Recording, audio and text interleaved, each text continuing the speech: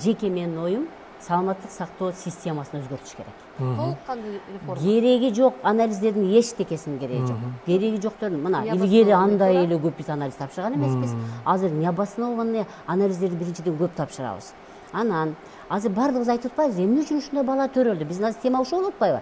Эмне үчүн ушундай бала төрөлдү? Бирөөбүз айтып атабыз, эне менен атаны окутуш керек эле, бирөөбүз айтып атабыз, могу кереги жок химикат тамактардын баарын жок кылыш керек эле, дагы айтып атабыз, психологиясы уюрушаңзал. Жок, бардыгы келип, ар бир адамдын организминин таза экенине байланыштуу болот.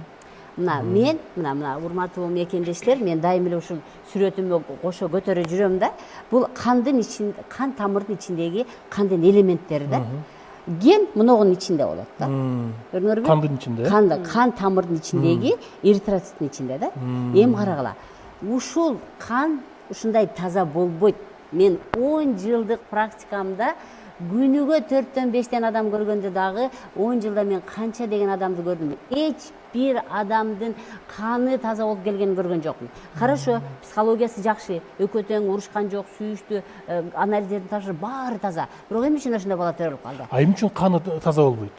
Баягы ошонун кийинки көйгөйлөр. Азыр айтып атпайбызбы? Туура эмес тамактануу, кыймылдабагандык. Канды бузат, Бардыгы канды бузат да. Кандын бузулгандыгынан ушундай көйгөйдө балдар төрөлүп атат. Муну медицина алдыга койбойт атат. Россияда азыр гематоскоп деген микроскоп бар. Канды алат, мына ушуна бир минуттан ичинде көрүп берет. Бизде ал микроскоп жок. Жетет болчу ошол. Ошол эле микроскоп баарын чечет болчу да. Каны начарбы? Мына мен мунун ичинде бактерия жашап атат. Мунун ичинде грибок жашап атат. Муну медиктер угуп турса мени түшүнүшөт. 5 майда жаңылышат. Алар мунун ичинде жашаганда кандын ичин булгап салып атпайбы? Жеген химикаттын баарын ошолор жеп салып атпайбы? Ошолор генди бузуп атпайбы? Эң бүт көйгөйдүн, мына азыр биз айтып аткан көйгөй, андай кылыш керек, мындай кылыш керек, тиги фонд медкабинет, ач медкабинет, каның таза болбогондон кийин каяктан жакшы кыла алабыз? Эң биринчи көйгөй организмди тазалоо керек. Бүт менин эң биринчи ушу талабым, ушу Минздрав ушуга көп көңүл бурса экен деп ушундай безилдеп келем да, кайерге барсам дагы. Эң биринчи биз кан тазалашыбыз керек, бүттү.